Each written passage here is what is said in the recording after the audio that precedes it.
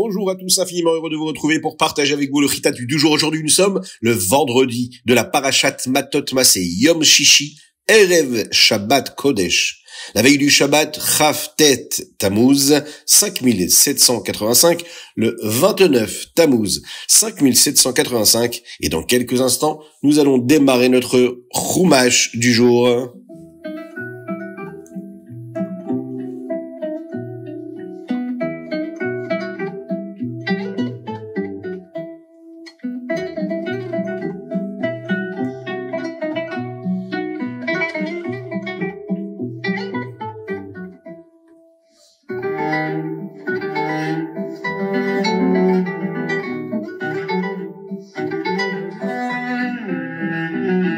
Et nous démarrons avec le Chumash, avec aujourd'hui les Nevi'im, les princes des tribus, qui vont aider à diviser la terre d'Eretz Israël, là où les Lévi'im vont vivre. Akadosh Baruch Hu va dire à Moshe Rabbeinu qui devait être en charge de la division d'Eretz Israël, et il demande à Elazar, le Kohen Gadol, le grand prêtre, et à Yehoshua bin Nun de l'aider pour cela. Le Nassi de chaque tribu, le chef de chaque tribu, devait être en charge de la partie de sa tribu, de son chevet à lui. Voici donc les noms aujourd'hui de ces différents Nessim, de ces chefs de tribu, qui vont diriger et représenter chacune de ces tribus, car il faut toujours qu'il y ait quelqu'un qui montre le chemin, qui montre la route et qui explique à chacun là où il devait être. Nous commencerons par Yehuda. Yehuda Kalev ben Yefouné. Le Nassi de Shimon s'appelait Shemuel ben Amioud. Celui de Binyamin s'appelait Elidad ben Kislon. Celui de Dan s'appelait Bouki ben Yogli. Celui de Ménaché s'appelait Chaniel ben Ephod. Pour Ephraïm, c'était Kemuel ben Shiftan qui représentait la tribu. Zevulun, c'est Elitzaphan ben Parnach. Issachar, c'est Paltiel ben Hazan. Asher, Achioud ben Shlomi. Naphtali, lui, c'était Pedael ben Amioud. Voici donc ces chefs de tribus qui les représentaient. Là, vous avez pu le constater, nous n'avons pas mentionné les chefs de tribus de Réhouven et de Gad, car, vous le savez, ils ont déjà leur terre, celle qui se trouvait de l'autre côté du Yarden, de l'autre côté du Jourdain. Ensuite, Akadosh Baruch Hu va dire à Moshe Rabbeinu que devait être le programme du Shevet Lévi. Oui, le Shevet Lévi ne recevait pas de partie en Eretz Israël. Il y a juste certaines villes qui seront destinées aux Lévi'im pour qu'ils puissent y vivre quelque part. Les Béné Israël devraient leur donner les 6 villes qui seront considérées comme des Ir Miklat, des villes refuges, puis 42 villes supplémentaires. Chaque ville devait être entourée de 1000 amot, 1000 coudées d'espace ouvert, et de 1000 amot, 1000 coudées de champs pour cultiver différents fruits et légumes qui leur permettre de se nourrir. Et ce devait être de tous les côtés de ces différentes villes qui étaient destinées aux Lévi'im.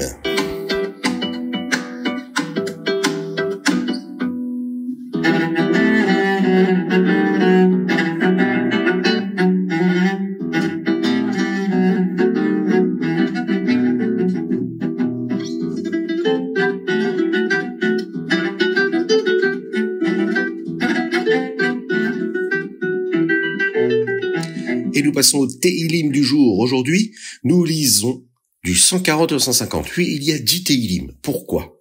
Eh bien parce que nous sommes Erev Rosh Chodesh, et puisque ce mois n'a que 29 jours, nous disons également les Tehilim qui concernent le Yom Lamed, le 30e jour, et nous terminons de cette façon-là tout le Sefer Tehilim, le Sefer Tehilim entier que nous avons lu pendant ce mois, Baruch Hashem.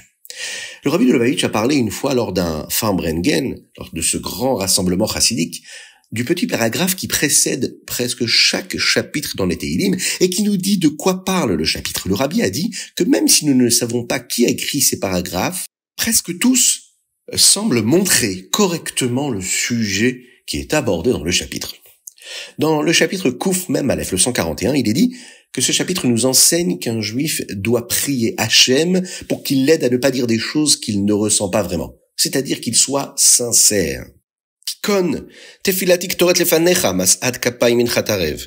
Shita Adonai shamra lifi nitzra dal sefatai. Sicha Hashem shamra lifi. Hashem devrait placer une garde devant ma bouche. Pourquoi? Pour ne dire que ce que je pense vraiment. C'est-à-dire que ce qu'on pense, on doit le dire, et ce que nous disons, nous devons le penser. Lorsque nous parlons à d'autres personnes, il est facile de dire des choses qui nous feront paraître mieux. Une belle personne. Même si elles ne sont pas ce que nous ressentons vraiment, on va tricher un petit peu, Chas v'Shalom. Eh bien, ce chapitre nous demande d'être vigilant. Il nous dit comme ça, demande à Akadosh Baruch Hu de t'aider à être vrai avec ton prochain, à être vrai quand tu parles, à penser vraiment ce que tu dis, à donner du poids à ce que tu es en train de dire. Être bienveillant avec une autre personne, c'est agir pour lui et avec lui, même quand il ne nous regarde pas, même quand il n'est pas vraiment conscient de ce que nous faisons ou pas. En fait, c'est-à-dire être intègre, ne pas être hypocrite, avoir cette sincérité-là, être quelqu'un de vrai, de pur, avoir une pensée et une parole qui se rejoignent, toujours, tout le temps.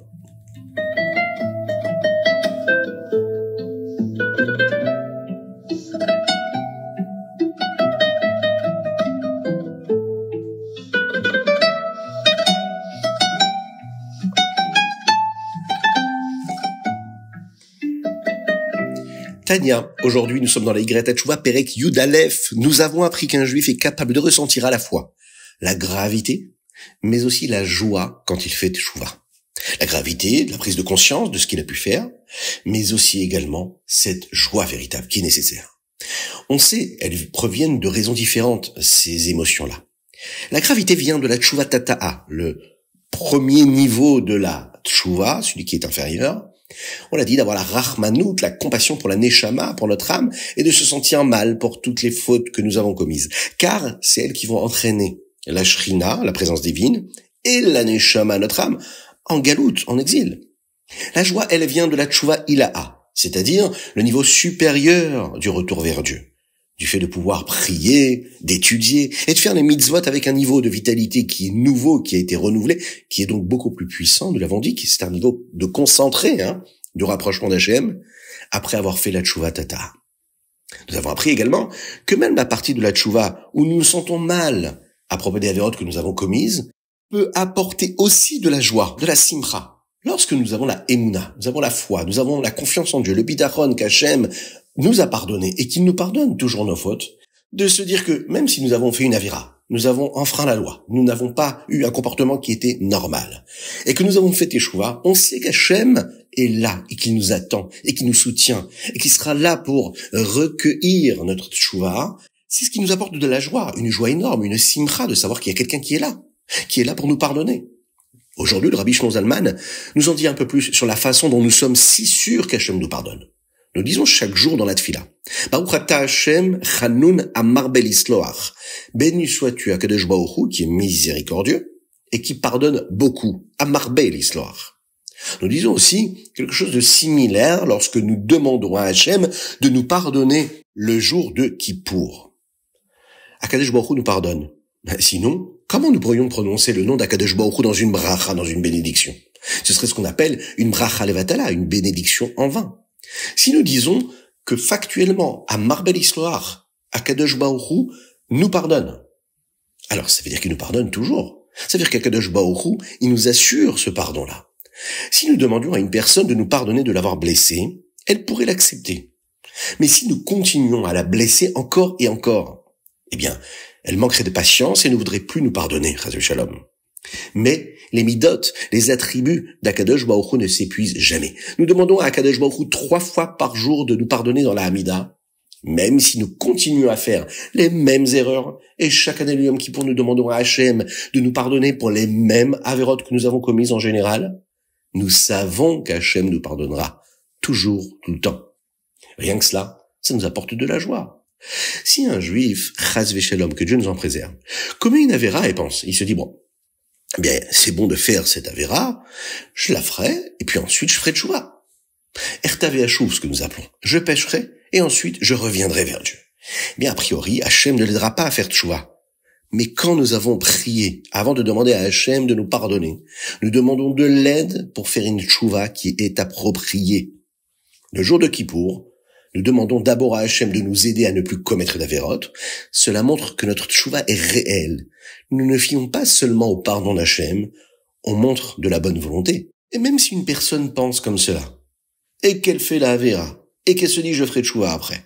Ça, faut le savoir. Et qu'Hachem, a priori, ne l'aide pas à faire tchouva, on voit ici, le Tanya nous dit que si vraiment il insiste, il essaye vraiment très fort de faire tchouva, il peut toujours faire tchouva. Et Akadosh Baruch Hu va lui pardonner ses fautes. Lorsque nous savons qu'Hachem va toujours nous pardonner, c'est ce qui doit nous donner envie d'être simcha dans la joie, de chanter, de danser, de remercier Akadosh Baruch Hu, d'être toujours là pour nous, peu importe le comportement qu'on a pu avoir. Toujours, toujours, dans la simcha.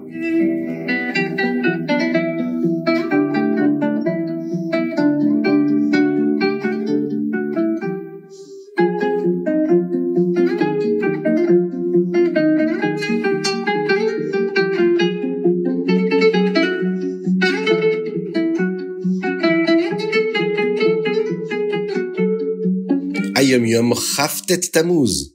Il y a une note manuscrite, ce qu'on appelle un Ktav Yad, qui a été retrouvé et qui concernait le Tzemar Tzedek. Sur le papier, il était écrit une décision que le Tzemar Tzedek avait prise d'étudier pendant 6 heures la nuit debout. Il était également dit que Baruch Hashem, il avait pu tenir sa achlata, sa décision, le Tzemar Tzedek. Il avait fini d'étudier toutes les Gmarot du Shas, du Talmud, Bavli, mais aussi Yerushalmi. Talmud Bavli, Talmud Yerushalmi. Il a réussi aussi, grâce à cette décision-là, à étudier tout le Shulchan Aruch, Be'iyun, c'est-à-dire en profondeur. On doit s'inspirer de cela et de se dire que l'étude de la Torah peut nous apporter beaucoup de simcha, mais cela nécessite beaucoup d'efforts.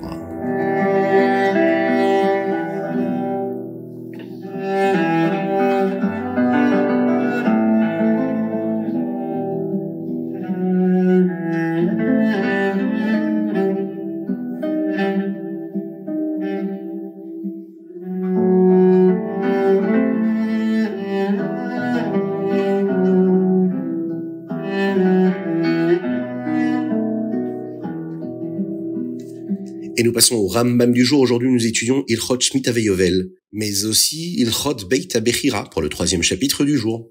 Dans le Rambam d'aujourd'hui, nous apprenons les 2 derniers chapitres de Ilchot Shemitah Veyovel. Perek Yud Bet. Le Rambam nous enseigne les lois qui concernent les maisons dans les villes fortifiées. Nous avons appris hier les lois dans le Sefer HaMitzvot d'ailleurs. Perek Yud Gimel. Nous apprenons comment la tribu de Lévi, le Shevet Lévi, n'obtient pas sa part en Eretz Israël. C'est intéressant de voir comment le Rambam du jour est en relation directe avec ce que nous étudions dans notre Chumash du jour. Ils ont certaines villes qui leur appartiennent, et pourquoi? Parce que tout le travail des Lévi'im était de servir à Kadosh Baruch Hu. Et ils n'allaient pas au combat, ils n'allaient pas faire les guerres comme le reste du peuple juif. Au lieu de cela, Hachem prend soin de tout pour eux. Le Rambam nous dit que quiconque décide de servir Dieu avec toute sa force aura aussi cette bénédiction. Cela veut dire que quiconque décide de servir Dieu avec toute sa force, toute son énergie, aura la bénédiction. Hachem prendra soin de tout pour lui, tout comme Hachem l'a fait pour le Shevet Lévi. C'est une halakha très célèbre que le Rabbi citait souvent. Tu fais le combat d'Hachem, c'est-à-dire le combat contre le Yetzer Hara, le combat contre le mal, le combat contre toi-même. Tu fais le meilleur de ce que tu peux faire, c'est-à-dire que tu sanctifies toute ta vie comme le Shevet Lévi pour Dieu. Toi, tu sanctifies toute ta vie pour Hachem. De la même manière. Eh bien, Kadosh Baruch Hu fait les guerres pour toi. Tu n'as même pas besoin de combattre l'ennemi qui est en toi, qui est à l'extérieur. Hachem s'occupe de tout. Il te donne tout ce dont tu auras besoin. Par cette magnifique halakha, eh bien, nous concluons le Sefer Zraïm, celui qui concerne ici, dans Maïmonide, dans le Rambam, toutes ces questions-là qui concernent les différentes questions qui concernent la culture, les lois concernant ce que nous avons droit de semer et ne pas semer, prélever ou ne pas prélever, la Shemitah, etc. Et maintenant, nous commençons le Sefer Avoda, le Sefer qui concerne le Beth Amikdash, la construction du Beth Amikdash. Dans le premier chapitre, le Rambam commence par nous enseigner une mitzvah, celle qui est d'ailleurs la première mitzvah, de construire le Beth Amikdash, de ne laisser aucun bois dépasser, de s'assurer que rien n'est cassé, de ne pas couper des éléments qui vont concerner les constructions du Beth Amikdash avec du fer. Une halakha très intéressante est que tout le monde doit aider à le construire le Beth Amikdash, mais nous n'empêchons pas les enfants d'étudier la Torah pour construire le Beth Amikdash. Pourquoi? Parce que quand des enfants étudient la Torah, c'est encore plus important que de construire le Beit HaMikdash.